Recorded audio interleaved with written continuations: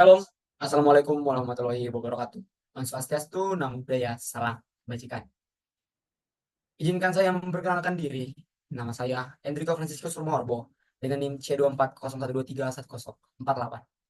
Di sini saya akan mempresentasikan seminar hasil analisis pertumbuhan, reproduksi, dan makanan ikan salam Scomber japonicus Hotiun 1782 yang ditangkap di Selat Sunda dengan asisten pembimbing Nisrina Ratu Nur Khadijah. Biologi perikanan merupakan salah satu cabang ilmu biologi yang berkaitan dengan keanekaragaman hayati ikan yang berhubungan dengan reproduksi, pertumbuhan, dan makanan ikan. Hal ini tidak jauh berkaitan dengan bagaimana ikan lahir dan hingga mereka mati. Ikan salam merupakan ikan jenis pelagis yang hidup bergelombor di perairan yang relatif hangat dengan kedalaman 50 hingga 300 meter. Hal ini sesuai dengan perairan yang kami gunakan sebagai pilihan kami, yaitu Selat Sunda. Selat Sunda merupakan air yang menghubungkan antara Pulau Sumatera dan Pulau Jawa, dan menghubungkan Laut Jawa dengan Laut Indonesia.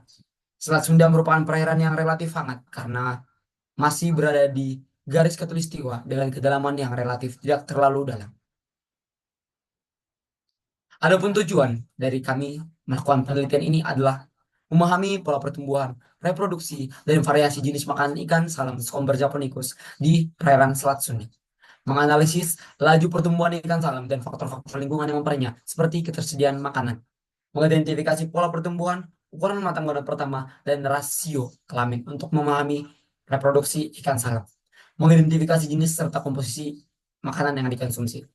Adapun manfaat yang kami inginkan kami berikan kepada pembaca ataupun yang melihat seminar hasil kami adalah menyediakan dasar informasi mengenai kondisi biologi sumber daya ikan salam Scomber japonicus yang dapat digunakan sebagai acuan dasar dalam merumuskan suatu kebijakan pemanfaatan sumber daya ikan yang berkelanjutan.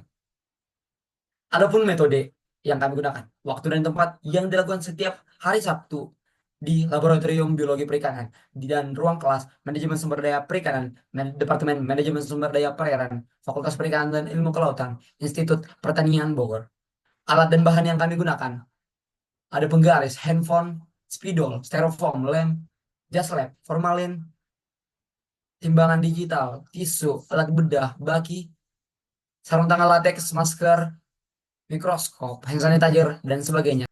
Kami menggunakan prosedur kerja, mulai dari prosedur kerja untuk pertemuan ikan. Yang pertama, menyiapkan ikan segar, mengeringkannya dengan tisu ataupun ikan lap, memberikan label pada setiap ikan, mengukur ukuran panjang dan bobot, yaitu morfometrik, yaitu mencatat hasil pengukuran data tersebut, melakukan pembedahan ikan, ambil sampel gonad, usus, dan lambung yang digunakan untuk pertumbuhan dan makanan ikan nantinya, mengeringkan ikan dengan tisu juga, dan menyiapkan botol untuk menyimpan gonad, usus, dan lambung yang digunakan formalin 10% untuk mengawetkan sampel tersebut.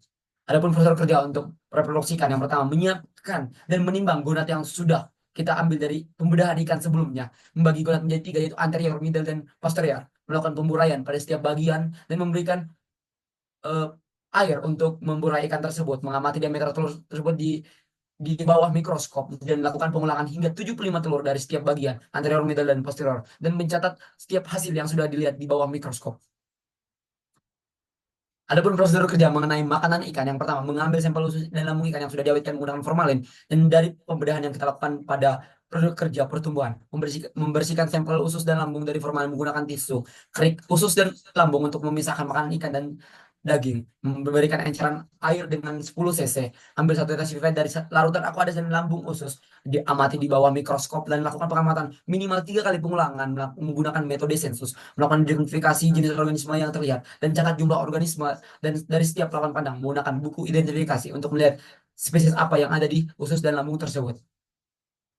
Adapun analisis data yang kami gunakan tidak jauh dari prosedur yang kami gunakan, itu ada analisis data pertumbuhan, reproduksi, dan makanan ikan yang dapat dilihat pada PPT, mulai dari hubungan panjang dan bobot, nisbah kelamin, tingkat kematangan gonad, indeks kematangan gonad, diameter telur, luas relung, panjang usus relatif, tumpang tindih, dan lain sebagainya. Dan ini dia hasil dan pembahasan dari apa yang sudah kami teliti pada ikan salam Scomber japonicus di perairan Selat Sunda. Yang pertama ada diagram frekuensi panjang total, yang dapat dilihat bahwa frekuensi panjang tertinggi pada ikan salam total berada pada selang kelas 223 hingga 243 mm. Pada ikan jantan Scomber japonicus frekuensi panjang tertinggi juga berada pada selang kelas 223 hingga 243 mm, dan sedangkan pada frekuensi panjang ikan betina Scomber japonicus memiliki frekuensi tertinggi pada 181 hingga 201 mm. Pada grafik hubungan panjang dan bobot dapat dilihat bahwa setiap satu satuan panjang ikan Scomber japonicus mempengaruhi bobot sebesar 2,3489 dengan nilai kontribusi sebesar 57,62%. Hal ini menunjukkan pola pertumbuhan dari ikan Scomber japonicus alometrik negatif dengan pertumbuhan panjang yang lebih dominan. Pada grafik faktor kondisi, pada 3 bulan yang berbeda, pada 3 bulan penelitian ada bulan Mei, Juli, dan September, dapat dilihat bahwa pada bulan Mei, faktor kondisi rataan berkisar antara di angka 1, sekian. Pada bulan Juli, faktor kondisi rataan berada pada angka 1, sekian. Dan pada bulan September, faktor kondisi rataan berada pada angka 0, sekian. Hal ini mengindikasikan bahwa pada bulan Juli, faktor kondisi yang memiliki kualitas yang baik berada pada bulan Juli dengan tingkat nilai sebesar 1, sekian, dan faktor kondisi yang paling rendah berada pada bulan September di angka 0, sekian. Hasil dan pembahasan penelitian reproduksi dapat dilihat pada nisbah kelamin mengindikasikan bahwa dominansi antara ikan jantan dan betina itu tidak seimbang, di mana dapat dilihat pada nisbah kelamin ikan jantan mendominasi perairan Selat Sunda untuk spesies ikan salem Scomber japonicus dengan perbandingan 1,1 berbanding 1.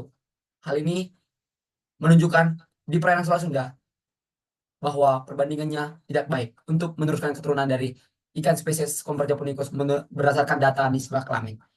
Lanjut, tingkat kematangan gunat. Pada TKG jantan dapat dilihat bahwa TKG 2 mendominasi dari jumlah ikan yang kita teliti. Begitu juga dengan TKG total betina, bahwa TKG 2 mendominasi untuk setiap jumlah spesies yang kita miliki.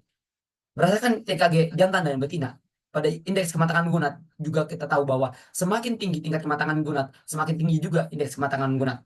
Pada IKG jantan total memiliki indeks kematangan gunat tertinggi pada TKG 5. Mengapa itu ada TKG 5? Karena pada tingkat kematangan gunat total jantan masih memiliki TKG 5 yang mengindikasikan bahwa pada sampel ikan jantan itu ada yang memiliki TKG 5. Pada indeks kematangan gunat total betina, indeks kematangan gunat tertinggi pada angka 4 karena indeks inilah yang menunjukkan bahwa semakin tinggi TKG, semakin tinggi indeks kematangan gunat, seperti itu.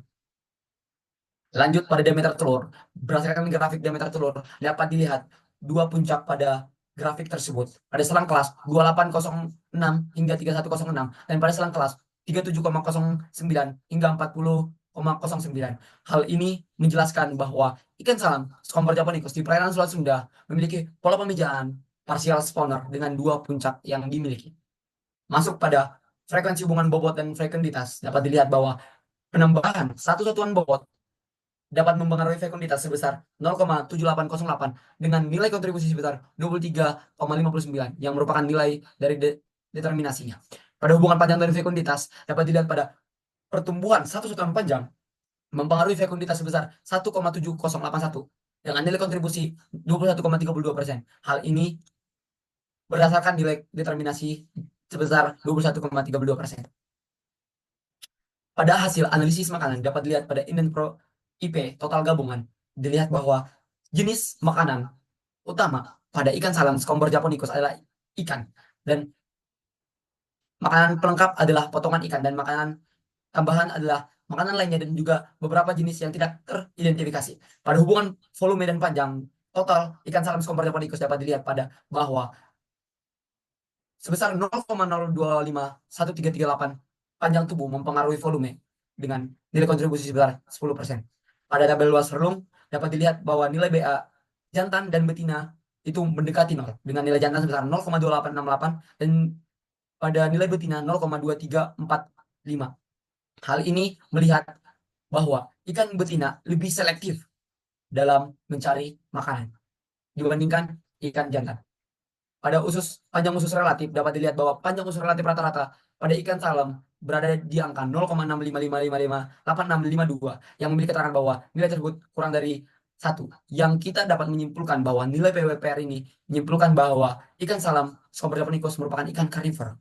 Pada hasil tumpang tindih CH memiliki angka 0,9354 yang mengindikasikan bahwa ikan Scomber japonicus jantan dan betina memiliki kompetisi dalam mencari makanan yang tinggi karena memiliki nilai CH yang mendekati 1. Kesimpulan yang dapat kami berikan adalah pola pertumbuhan beragam dan didominasi oleh alometrik negatif. Makanan ikan didominasi oleh ikan sebagai makanan utama. Pola pemijahan ikan salam merupakan pola pemijahan partial spawner. Dan pada bulan Juli dan Mei, proporsi kelamin seimbang, sedangkan pada bulan September, proporsi kelamin tidak seimbang. Kematangan gonad didominasi oleh TKG2. Saran dari penelitian kami adalah diperlukan kajian lebih mendalam mengenai ikan salam Scombra japonicus seperti dalam aspek pertumbuhan, reproduksi, hingga kembang tersebut. Hal tersebut disebabkan bahwa masih kurangnya penelitian dari kalangan yang menganalisis ikan salam ini. Dengan adanya pengkajian lebih lanjut lagi, diharapkan dapat memperluas wawasan pembaca mengenai spesies ikan salam, sehingga potensi ikan salam dapat semakin berkembang dan memiliki pemberdayaan yang berkelanjutan ke depannya. Sekian persentase seminar hasil yang dapat saya sampaikan. Saya, Andrew Franciscus Purmorbo, dengan NIM C2401231048, pamit undur diri. Terima kasih.